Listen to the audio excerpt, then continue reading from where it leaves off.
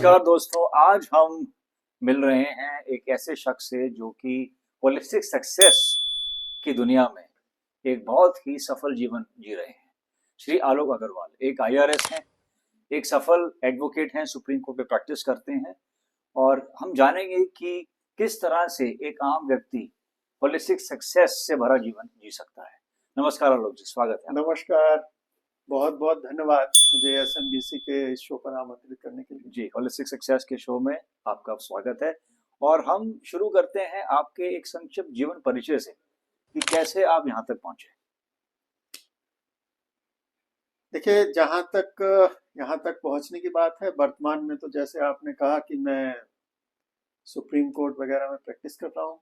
ये पिछले 10 साल से जब मैंने बीआरएस लिया था, भारतीय राजस्व सेवा के जी, एडिशनल कमिश्नर के रूप में मुंबई में पोस्टेड मुंबई में पोस्टेड थे और उसके बाद लगभग 10 साल हो गए इसको करते हुए। जी, 25 साल मैं सरकार में विभिन्न विभागों में रहा क्या बात और मुझे मौका मिला कई बार कि मैंने भारतवर्ष को अन्य देशों में प्रतिनिधित्व बहुत किया है। बहुत और उससे पहले मैं 10 साल व्यापार में भी था। क्या बात, तो बहुत सारे अनुभव है मेरे। बहुत सारे विविध मैं अनुभव हैं आपके पास। जी, तो मैंने शुरुआत जो की थी बहुत छोटी जगह फर्रुखाबाद है और वहाँ पर मैंने अपनी शिक्षा वहीं से प्राप्त की और उसके बाद मैंने लॉ की शिक्षा कानपुर से ली। जी, फिर उसके बाद मैं सेलेक्ट हो गया अपने पहले प्रयास में। अब ये सिलेक्शन की बात है, ये भी बड़ा जी, अलग तरीके का हुआ मेरा। काफी कि एक मेहनत दिन करते हैं लोग, बार बार करते हैं हाँ, मगर सफलता नहीं मिल पाती है कई बार। हाँ, नहीं मैं उसमें भाग्यशाली था। जी, और कभी कभी कुछ छोटी छोटी सी बातें आपके मन को प्रभावित कर जाती हैं। बिल्कुल ठीक है। तो मेरे एक भाई थे जिनका कि 86 में आईएएस में सिलेक्शन हो गया। अरे वाह, और जब वो दुकान पर आए मेरे, तो मैंने उनको देखा तो मैंने कहा यार ये अच्छा काम है। तो वो जो एक जीवन था उससे आप प्रभावित हुए कि एक लाल बत्ती वाली गाड़ी आ रही है और फिर हाँ, देखिए तमन्नाएं उस समय जैसे जवानी होती है तो यही सब तमन्नाएं होती हैं कि किस तरीके से जी, ज्यादा से ज्यादा और कम से कम समय में बिल्कुल आपको मिल जाए। आप प्रगति कर सकें। तो जब मैंने उसको देखा तो मुझे लगा कि ये एक ऐसा प्रोफेशन है या ऐसा कैरियर है जिसमें कि आपको सेलेक्ट होने तक तो मेहनत करनी है। बिल्कुल फिर जब आप एक जगह पहुंच गए फिर उसके बाद आप निश्चित हो अपने सकते आप निश्चित हो सकते हैं। हाँ, तो इस तरीके से जीवन मगर चला आपने फिर वो उस मुकाम पर जाके उसको छोड़ दिया। मेरा। समय है एक्चुअली। हाँ, शायद आप कुछ अपना कुछ और एक अलग तरह से जीवन व्यतीत करना चाहते थे, कुछ और करना चाहते थे। एक्चुअली क्या हुआ कि इसमें मैं जहां तक कहूंगा जी, कि शुरू से ही मेरा थोड़ा अध्यात्म में रुझान रहा है। बहुत अच्छा। और उस आध्यात्मिक रुझान के कारण जब मैं पहली पोस्टिंग मेरी चेन्नई में थी अच्छा, और जब मैं वहां से दिल्ली आया तो मेरे बिल्कुल बगल में एक सहज योग करने वाले सज्जन थे, उनसे दोस्ती हुई।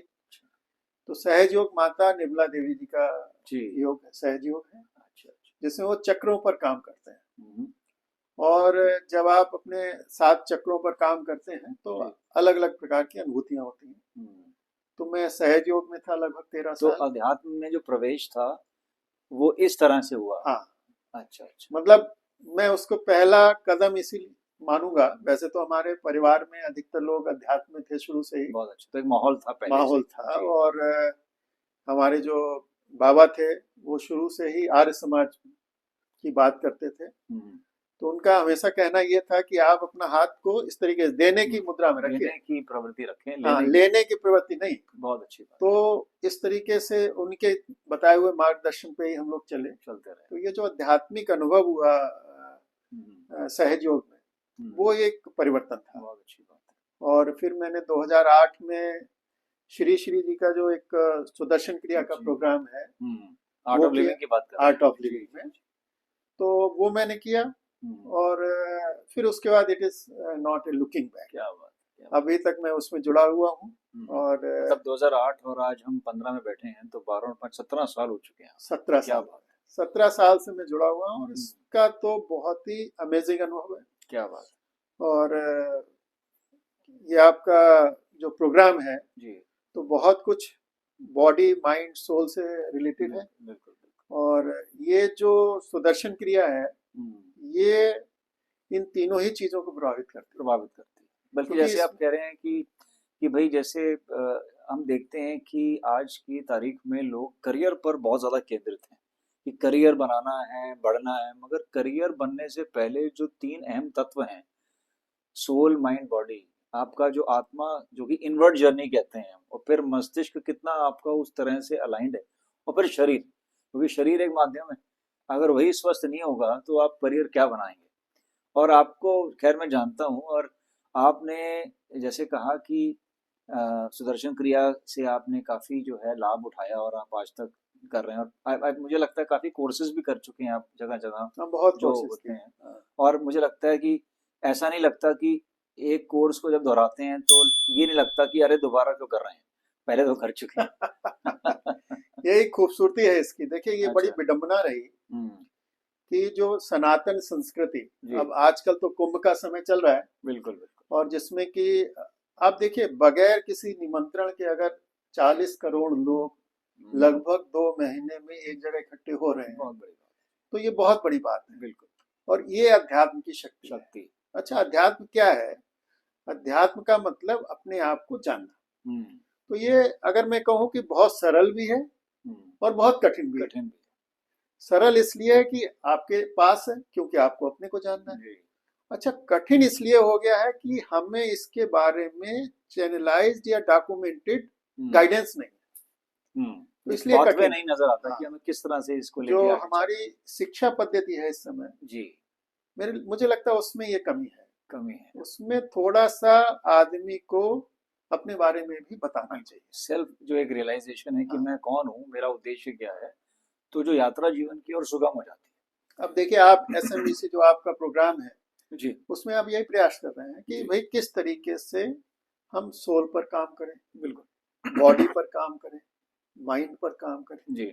तो कैरियर अपने आप बन जाता है। बिल्कुल, जैसे आपने कहा कि इसको हम समग्र स्वास्थ्य और सफलता, जैसे अगर मैं चंद लफ्जों में इसको पूरा करूं कि holistic holistic health and success, समग्र स्वास्थ्य और सफलता, अगर हम समग्र रूप से स्वस्थ होंगे तो सफलता एक बाय प्रोडक्ट बन जाती है। तो अब हम चलते हैं कि आप आज की तारीख में अपना एसएमबीसी जो है या होलिस्टिक सक्सेस को बरकरार रखने के लिए आप क्या क्या आप दिनचर्या के रूप में आप करते हैं? देखिए, क्या है कि आपको सबसे पहले तो ये समझना पड़ेगा जी। कि ये आपका जो शरीर है, वो बड़ी अनुपम देन है। हम्म। आप देखिए, आपका ये जो लंग्स है, हम्म। ये लगभग आपका इनका पूरा साइज अगर फैलाया जाए तो एक टेनिस कोर्ट जितना हो क्या जाता बात। है। अब उस पर आप ध्यान दे नहीं रहे हो। हम्म। आप सांस लेते हो, वो छोटी छोटी सांसें लेते हो, तो हम्म। उसके लिए आपको प्राणायाम करना पड़ेगा, जी। प्राणायाम बहुत जिससे कि जरूरी आपकी लंग्स की कैपेसिटी बढ़े। है। जी।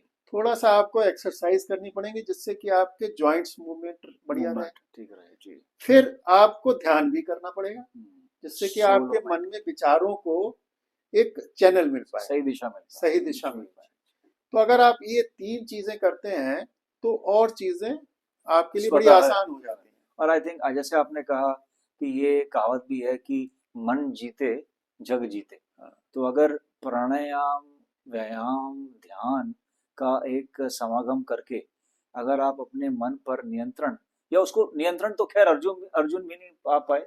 गीता में कहा कि मैं बाण की गति को रोक सकता हूँ या हवा की गति बदल सकता हूँ, मगर मैं मन को नियंत्रित नहीं कर पा रहा। तो जैसे आपने कहा कि दिशा सही दे दें तो दशा बेहतर हो जाएगी। देखिए, जी। क्या है कि जैसे आपने कहा मन की गति, जी। तो जैसे हमारी सांस चल रही है, हम्म। अब सांस चल रही है तो चल रही है। हम्म। तो जब हम ये समझ जाते हैं कि मन में विचार तो आने ही हैं बिल्कुल। और बताना है। उनको आप नहीं रोक सकते हो, तो उसके लिए आपको एक पद्धति अपनानी पड़ती है, बिल्कुल। एक सिस्टम सिस्टम आपको पता फॉलो लगना चाहिए जी। कि भाई, जिससे कि आपके पास अनावश्यक विचार आपको परेशान ना करें। परेशान ना करे। बिल्कुल सही तो कह जब आप वो करने लगते हो, तो आपके पास देखिए क्या है, समय तो हमारे पास उतना ही है। रहे हैं। 24 घंटे सबके 24 पास। घंटे का समय है। अच्छा, क्षमता आप बढ़ा सकते हो, समय नहीं बढ़ा सकते हो। बिल्कुल। तो जब समय नहीं बढ़ सकता है तो क्षमता बढ़ाइए, बिल्कुल। और क्षमता आपको ध्यान कर कर, व्यायाम कर कर हम्म। और प्राणायाम कर कर, बिल्कुल। इन तीनों चीजों से ही क्षमता क्या बढ़ बात सकती है।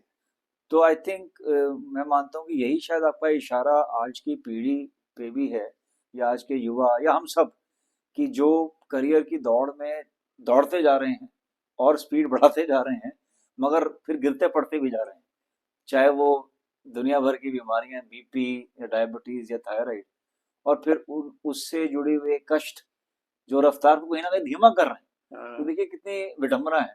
तो मुझे लगता है कि जैसे आपने कहा कि इस पद्धति को अगर हम अपना लेते हैं और कंसिस्टेंटली आगे बढ़ते हैं, ऐसा नहीं कि आज मैं बड़ा प्रोत्साहित हुआ और आज मैंने कर लिया ठीक बात और है। फिर मैं हाँ, आलस की वजह से, प्रमाद की वजह से छोड़ दूं। हाँ, तो देखिए फिर ऐसा है कि जैसे आप कोई कार रखते हैं हम्म, तो उसकी सर्विसिंग की जरूरत है। जी।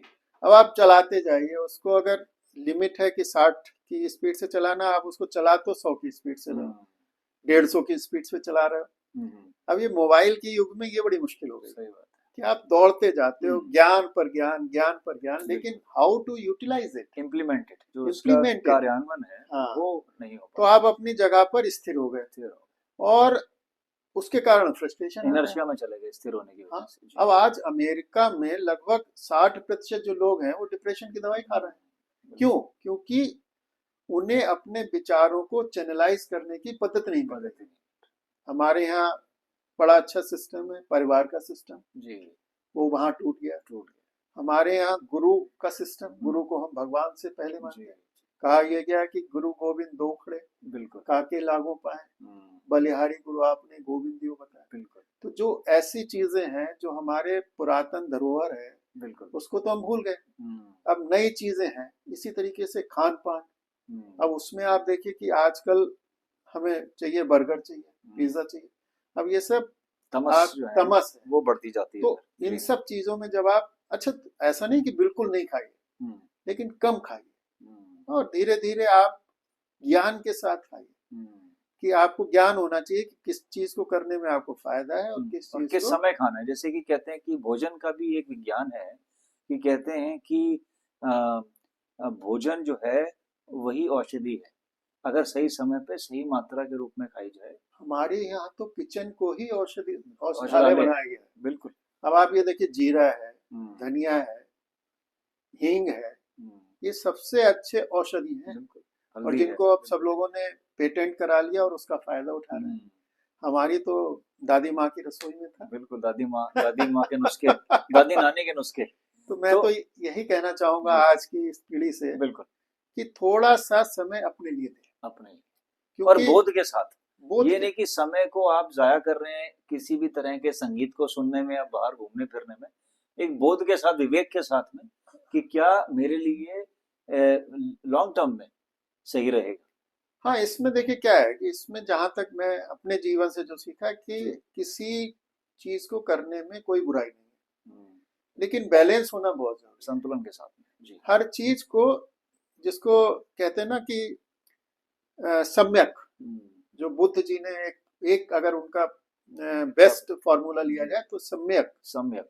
मतलब जो चीजें बैलेंस के रूप में हाँ, करोगे तो सफलता आपको निसंदेह मिलती है निश्चित रूप से और मिलेगा। बहुत कठिन नहीं है ये। बिल्कुल। अगर आप ज्ञान में हो, अगर आप अपने बारे में सोचते हो, तो आपको करना ही पड़ेगा, करना ही चाहिए। बिल्कुल ठीक है। जैसे आपने कहा ना कि कठिन नहीं है, तो अक्सर हम देखते हैं ये मैसेज जो है व्हाट्सएप पे चलता है कि इम्पॉसिबल में लिखा है आई एम पॉसिबल। इम्पॉसिबल भी कह रहा है कि आई एम पॉसिबल। तो मुझे लगता है ये सारा जो खेल है ये मानसिक दृष्टिकोण का है, और सही संगत बहुत जरूरी है शुरुआती दौर में, खास तौर से एक वो वातावरण मिल जाए, एक अच्छा, एक बताने वाला, जैसे आपने कहा पद्धति है, और वो पद्धति अपने आप आपको आगे लेके चलती है।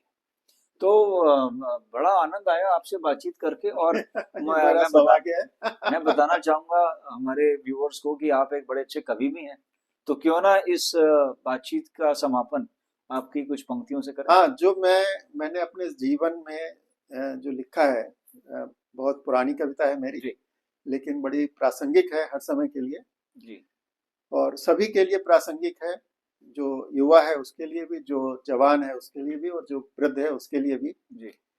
मुदी आंख में सपनों की लय, मुदी आंख मतलब बंद आंखों बंद। में, मुदी आंख में सपनों की लय मुझको रखती है स्पंदित, खुली आंख का ये रीतापन, कुछ अर्थ खोजना है जीवन, कुछ अर्थ खोजना है जीवन। मतलब क्या है जीने का, क्यों होता है मानव हर्षित, क्यों सुरसासम चाह बने, क्यों रहता है जीवन कर्षित।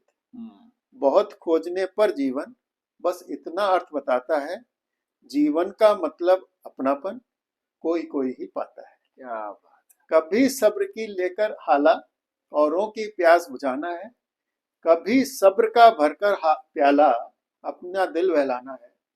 केवल शब्दों में खेल रहा जीवन दर्शन है एक शब्द, हर कार्य तुम्ही से है सिद्ध, यही अर्थ रखता प्रारब्ध, यही अर्थ रखता प्रारब्ध। क्या बात है साहब जी, बहुत ही बढ़िया।